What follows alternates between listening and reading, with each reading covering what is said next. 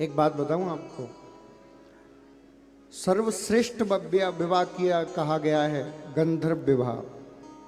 प्रेम विवाह को सर्वश्रेष्ठ विवाह कहा गया है। हाँ, अब आपका तो हो गया, अब तो कुछ हो ही नहीं सकता।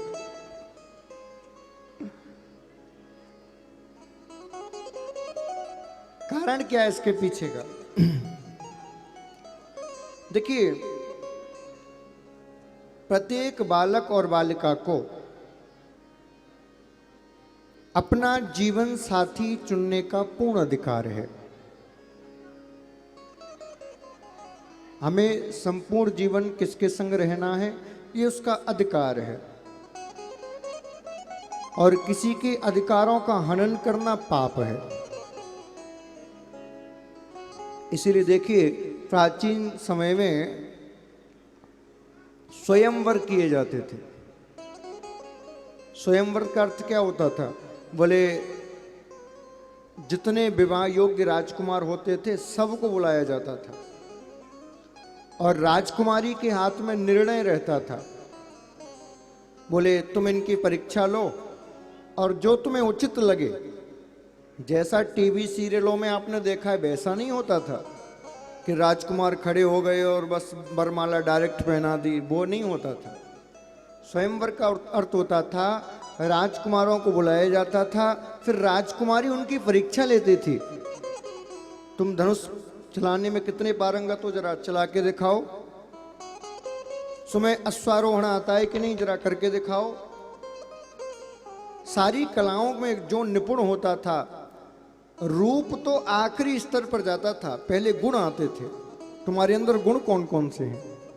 क्योंकि भैया गृहस्थी रूप से नहीं चलती, गृहस्थी गुणों से चलती है। रूप कितने दिन काम आएगा बताओ? एक समय के बाद तो सबको जरूरियां ही पड़नी है, सारा रूप धरा का धरा रह जाएगा। लेकिन गृहस्थी चलती है गुणों से, तो गुणों की परख की जाती थी, किसमें कितने गुण हैं। लेकिन आजकल लोग गुण कम देखते हैं, रूप ज्यादा देखते हैं। बोले महाराज पैकेजिंग अच्छी होनी चाहिए, अंडर मटेरियल कैसा भी हो। पैकेजिंग का जमाना है। आप देखिए पैकेजिंग का कितना बढ़िया जमाना। हम देखते हैं कथाओं में लिफाफा 50 रुपए का, इतना सुंदर, उसके अंदर रखा कितना है? बोले 20 का नोट। 50 रुपए का लिफाफा दे दिया और अंदर कितना है? 20 का नोट।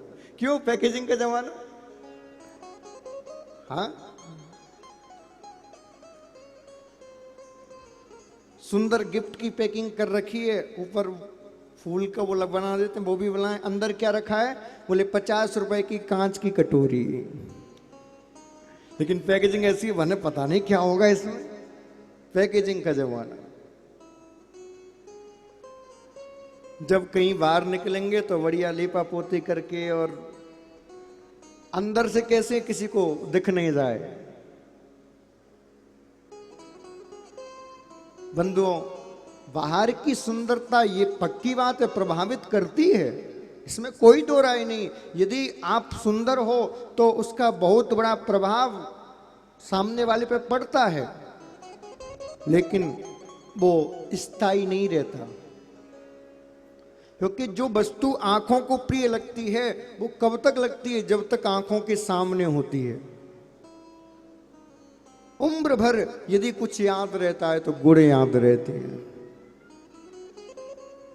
गुण याद रहते हैं।